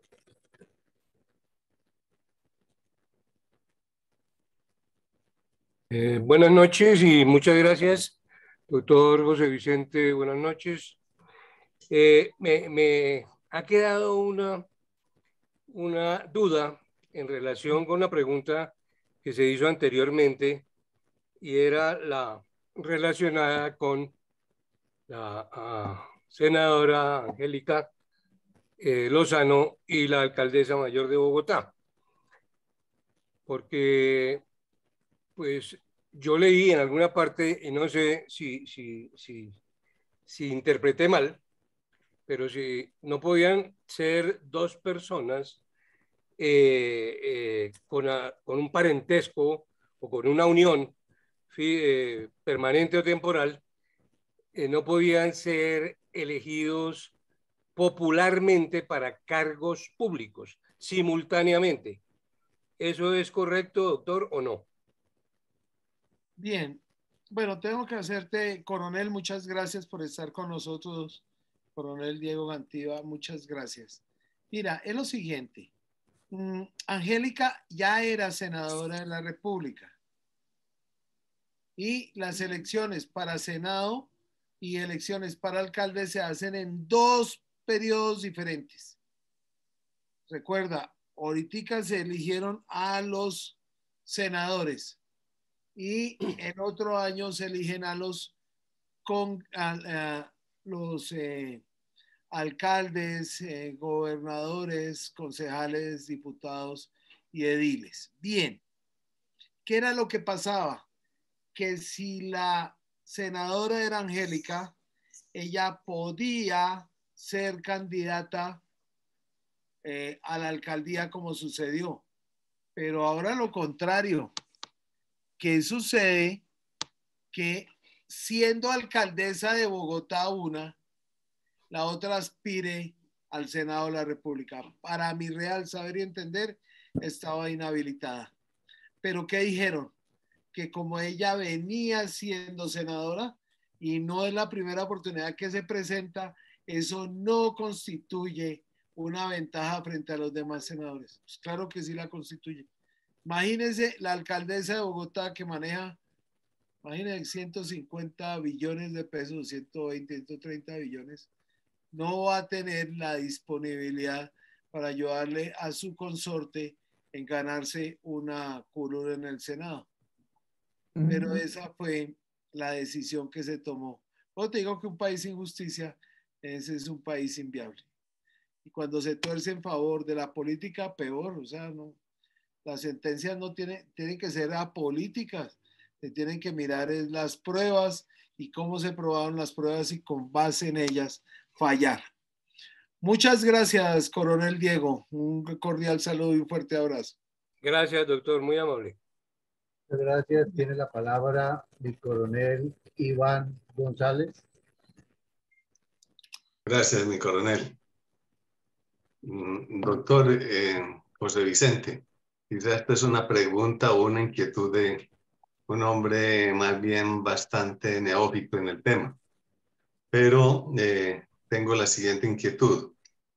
Las Fuerzas Armadas no pueden votar, no, pero es factible que puedan colaborar en la integración de jurados de votación en cuanto a la conveniencia o inconveniencia por su condición de imparcialidad apartidista. Me gusta mucho su pregunta, mi coronel Iván, y muchas gracias. Coronel González, nunca se ha colocado a la fuerza pública como jurados de votación, por una sencilla razón. Son excluidos de absolutamente todo lo que tenga que ver en materia electoral.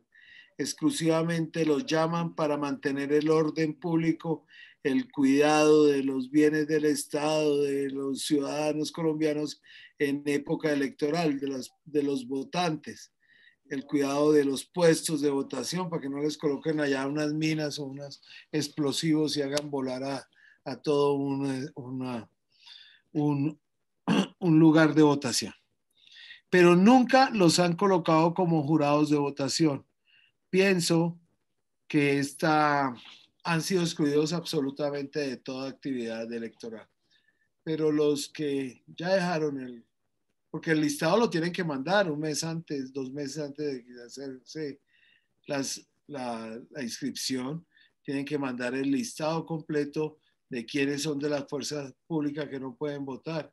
Y obviamente todos los que hagan parte de la fuerza pública no pueden ser absolutamente nada más, ni testigos electorales, ni jurados de votación, ni miembros, ni abogados, etcétera. Así sean algunos abogados en las comisiones escrutadoras y demás. Realmente me gustó mucho su pregunta porque es muy buena debatirla hacia el futuro. ¿Qué tan importante es que la fuerza pública preste un servicio tan eficiente al país como la de ser jurados de votación?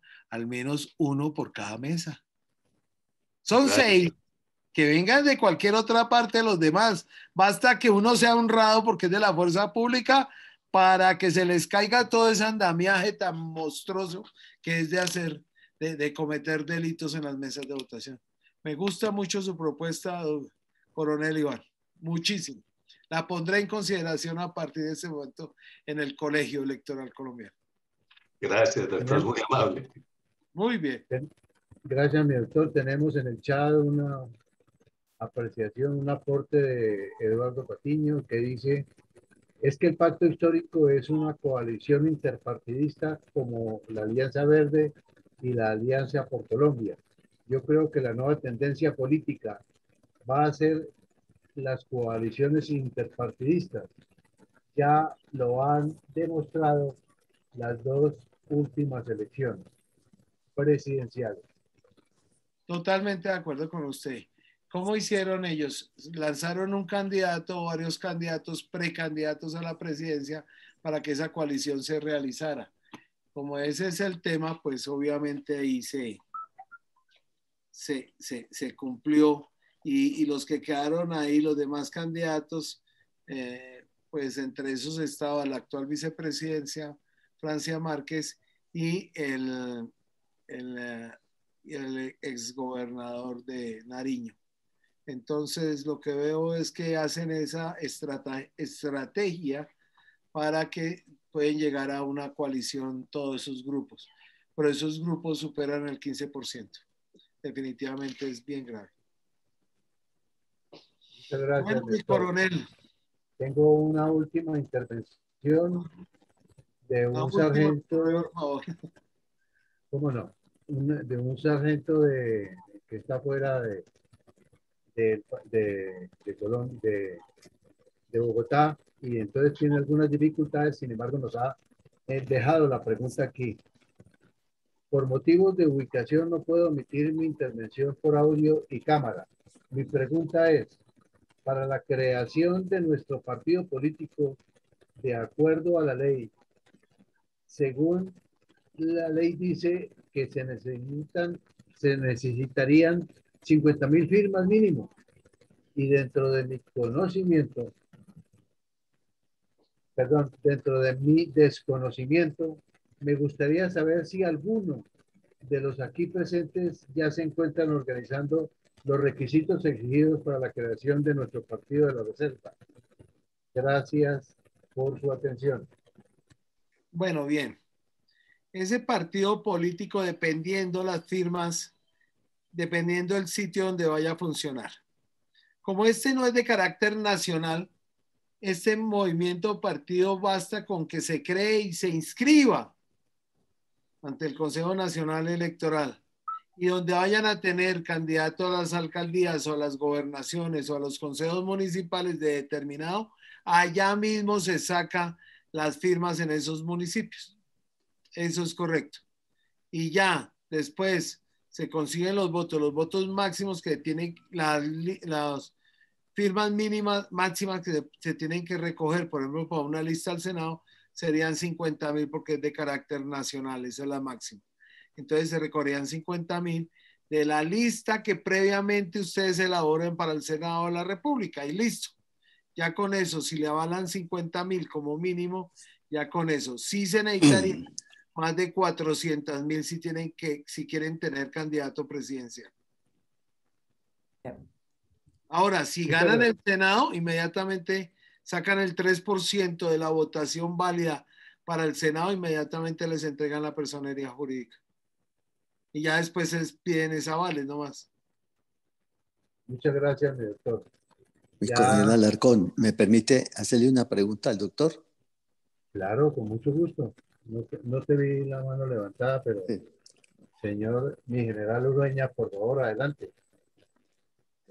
Doctor José Vicente, muchas gracias por su exposición. Tengo dos preguntas. Una, ¿por qué con pruebas suficientes que le demostraron al presidente Samper que fue elegido por el narcotráfico, por qué no ha recibido alguna sanción ejemplar para así poder que los restos de personas se cohíban de cometer ese mismo delito? Segunda pregunta. Chile, con el voto obligatorio, creo que le favoreció con ese nuevo cambio que le iban a imponer de la Constitución. ¿Por qué en Colombia o cuáles son los motivos por los cuales no implantan el voto obligatorio? Muy bien. Gracias, mi general Tocayo. Tocayo, sí. Bien. No tomé esa iniciativa por no ser como tan atrevido en ese aspecto. No, mi general, todos mis respetos, pero es que me encanta su nombre. Muy bien, mi general, muchas gracias porque usted toca dos puntos muy neurálgicos, mi general. El primero es de Samper, demostrado que él llegó, pero los procesos que se adelantan penalmente en su oportunidad a los presidentes de la República se adelantan ante la Comisión de Acusaciones de la Cámara de Representantes. En ese entonces la Cámara de Representantes adelantó el proceso penal e encontró que sí, efectivamente, él había recibido dinero del narcotráfico y que había que hacerle un juicio. El juicio se adelantó en el Senado de la República y el acusador fue en la Comisión de Acusaciones de la Cámara. Envían a una persona para que haga las veces de fiscalía o de acusación. Se hizo en su oportunidad, pero ¿quiénes son los que deciden? Los congresistas, los senadores. Los senadores tomaron la determinación 70-30 de que no era responsable y listo, quedó libre. Así de sencillo. El otro punto, mi general, es el voto obligatorio. Yo les voy a enviar me acuerdo a la doctora Rosita de enviarle para que miren el debate que yo sostuve, porque este voto obligatorio, los de izquierda, los comunistas quieren llevarlo al Congreso, de tal manera que la población entre 18 y 35 años supera a toda la demás en un 40%. Entonces, obviamente, tienen la facultad de engañar a todos estos incautos muchachos, jovencitos, desesperados. A ellos se les dice que se les va a dar todo ganas y que el futuro va a ser, y que todos los anteriores, nosotros los viejos, los jóvenes, los mayores, le debemos todo, que nosotros fuimos los que nos robamos de este país y lo dejamos así. Por eso ellos no pueden estudiar ni pueden trabajar, y por eso no tienen casa propia, y por eso él vive pobre, y por eso él solamente come 2 almuerzos al día. Todas las vagabunderías de esas. Entonces, ¿qué es lo que sucede? Que ellos tienen que tener fija a esa gente para que vote. Y después, en esta oportunidad le votaron, la próxima quién sabe si votan, porque por lo general nunca los jóvenes votaban. Pero es que sabe que el voto es un derecho, es el mayor derecho político que tenemos los colombianos. ¿Por qué lo que tenemos que convertir en una obligación? Los derechos no se convierten en obligaciones. Inclusive, si yo me abstengo de votar en una consulta popular, yo estoy haciendo política absteniéndome de votar, porque no estoy dejando que pase un umbral. O en una revocatoria del mandato, van a revocar al alcalde, un tipo que ha hecho las cosas bien, se ha portado bien, etcétera, y lo quieren revocar los enemigos políticos. Entonces, para que ellos no cumplan el umbral, yo no salgo a votar, me abstengo. Esa es una forma de participar políticamente, es una forma de participar electoralmente, absteniéndome. La abstención también es una forma de participar. Entonces, ¿por qué el voto obligatorio?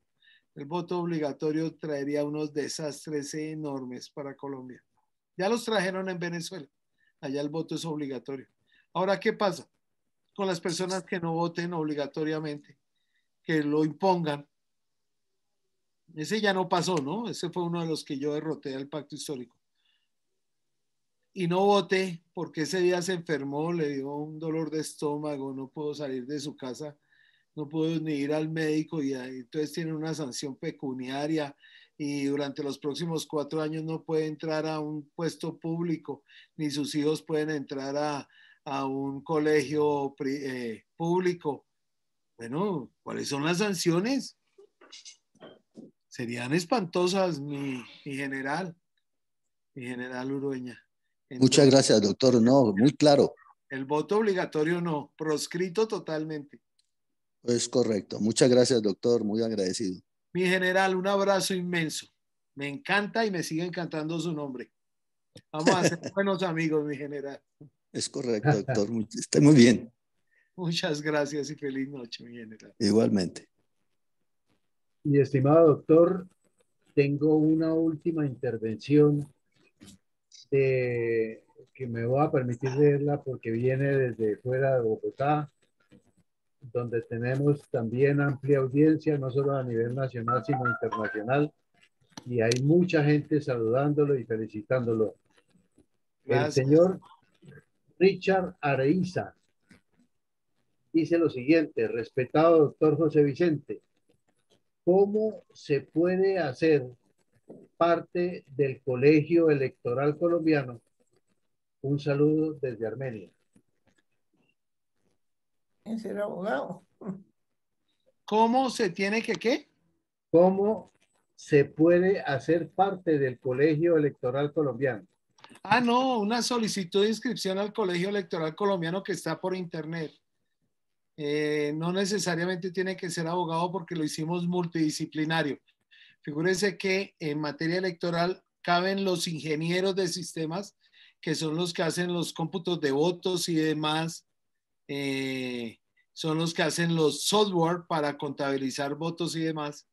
Están los ingenieros electrónicos, están los contadores públicos, los que llevan las cuentas de los partidos políticos y demás. Están los administradores de empresas que administran partidos políticos o movimientos significativos de ciudadanos. Están los de la fuerza pública, si quieren pertenecer, bienvenidos, porque imagínense toda la estrategia de vigilancia de un país para que las elecciones se lleven en paz. ¡Wow! Sería de maravilla.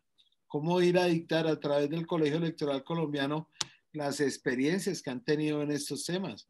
O sea, no, bienvenidos los que quieran llegar al Colegio Electoral Colombiano. Eso sí, no tenemos ninguna restricción. Obviamente vamos a hablar solamente de elecciones. Entonces, es muchas cosas que van a aprender, pero cada uno es muy fuerte en el tema electoral y es multidisciplinario. No quisimos que fuera el colegio de abogados en materia electoral, sino lo hicimos de tal manera que fuera un colegio electoral colombiano multipartidista, multidisciplinario y multipartidista, obviamente. Porque también es necesario enseñarles a formular los planes de desarrollo, doctor, y a utilizar los Bueno, los modelos. administradores de empresas, los ingenieros, pues, todos caben ahí absolutamente. Porque imagínate los planes, ese plan de desarrollo y el POT, eso es para gente especializada. Y eso vale un dinero grande. Y los alcaldes, los próximos candidatos tienen que hacerlo de esa manera. Si no lo hacen de manera, nos están vulnerando un derecho que tenemos nosotros a una eficaz información que tengan los candidatos frente a los que lo van a elegir, al pueblo, ¿no? Eso es de cara al pueblo. Muchas gracias, mi doctor. Hemos agotado a todas las personas que han querido intervenir en el día de hoy. Muy complacidas los participantes y la gente que nos está siguiendo a través del Facebook Live. por la conferencia del día de hoy, doctor José Vicente Sánchez. Ya solo nos resta, pues, amén de los agradecimientos y las felicitaciones del caso, darle la palabra a nuestro presidente de la Fundación Excelencia, Liderazgo y Transformación, mi coronel Luis Alberto Villamarín Pulido, para la parte de conclusiones y lo que tenga que ver con la bendición por el día de hoy, los agradecimientos repetidos para usted, doctor José Vicente. Adelante, Usted, por favor, mi coronel. Coronel Eugenio, muchas gracias. Dios lo bendiga. Usted es un hombre maravilloso, sabe conducir esto, pero de primera categoría. Lo felicito, eso no es fácil. He encontrado algunos que se tropiezan fácilmente por el camino, pero usted es todo un experto. Gracias, mi coronel Alarcón. Usted ha sido un hombre maravilloso en esta noche de tertulia. Gracias, mi doctor. Bueno, muchas gracias, mi coronel. Doctor Vicente, ahora esperemos que los elogios también vengan para este lado para que llegue un poquito a todos. Usted es el hombre orquesta, maestro. Usted es el que sabe configurar a todos ellos. Eso sí. Bueno, es el mambo completo.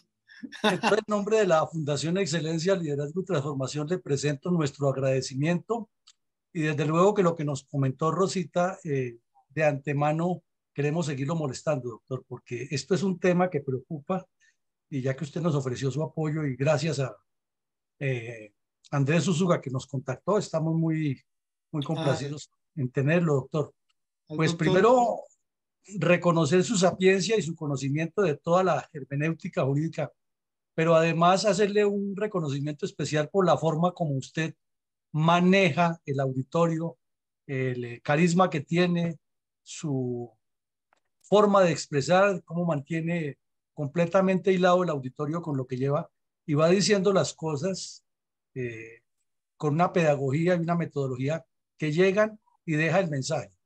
Entonces, como le decía, doctor, esto lo vamos a dejar en nuestra página web y también en nuestro canal de YouTube de la Fundación y también por la red social, por Facebook, y luego le damos más impulso por Twitter y por las demás redes sociales, con el fin de buscar lo que decía la ingeniera Rosita en la presentación, que las personas que quieran participar en los eventos políticos tengan una concepción más clara, tengan una estructura mental, se ubiquen dentro de una colmena, porque eso realmente es la política.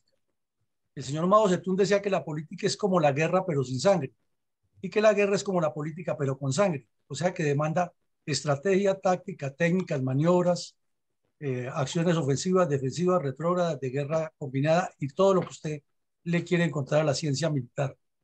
Entonces, usted ha ayudado a cumplir con creces el objetivo de hoy y como siempre, doctor, le queremos pedir que nos ayude cuando lo podamos o su tiempo le permita en invitarlo a que nos siga ilustrando, porque es una preocupación que tenemos por Colombia, que quienes realmente nos representen lleguen con argumentos, con objetivos, con planes claros, con una identidad, con un propósito, que esa mesa que quiere llamarse partido político tenga las patas firmes y que esté sostenida sobre una estrategia, sobre una identidad, sobre una ideología y sobre una organización, y no como se supone en muchos colombianos, que es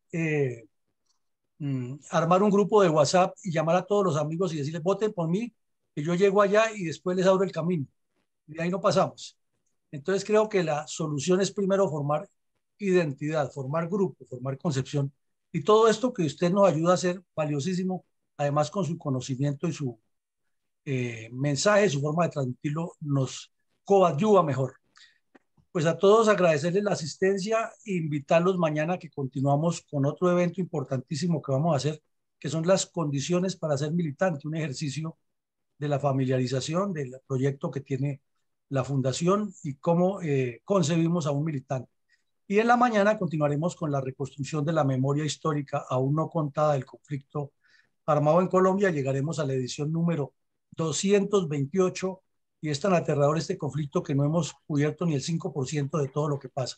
Estamos haciendo esa reconstrucción y queremos dejarle a nuestra Colombia y al mundo un contenido mucho más profundo. Pues a todos, muchísimas gracias nuevamente a usted, doctor. Que Dios nos siga bendiciendo, que bendiga a Colombia. Y no olviden que este salón, esta aula es abierta siempre, un escenario de formación académica y que esperamos que vengan siempre con damas, con jóvenes, porque la política es con todo el mundo y la política es de construcción de ideas, de proyectos, de trabajo en sinergia y no de egocéntricos ni de personas que consideran que son el centro del universo, porque eso se pueden quedar allá en su sitio mientras los demás trabajan. Muchísimas gracias, doctor. Usted ha sido muy amable. Mi coronel Luis Alberto Villamarín, le agradezco enormemente. Dios le dispense lo mejor por la generosidad de sus palabras, la generosidad de el trato que tienes hacia las personas de esta fundación, que florezca lo que más se pueda aquí en Colombia, porque es necesaria. Usted es un hombre de bien y Dios y la Virgen Santísima lo protejan siempre, y a toda su organización y a todos los que me escuchan y a sus familias. De verdad, muy agradecido por la invitación. Me sentí muy a gusto y cuando ustedes quieran, con el mayor gusto, acudo de nuevo para ilustrar lo que yo pueda saber a bien y poderles entregar herramientas eficaces para que ustedes sigan adelante. Le agradezco enormemente, doctor, mi coronel Luis Alberto. Muy gentil por su invitación. Dios lo bendiga. Muchísimas gracias, doctor. Muy amable. Muy bien. Entonces, una feliz noche para todos y mil gracias por la asistencia. Bueno, una feliz noche. Gracias. Buenas noches, doctor. Buenas noches, Ingeniera, un coronel. abrazo inmenso. Solo Y- tenemos un problema, doctor.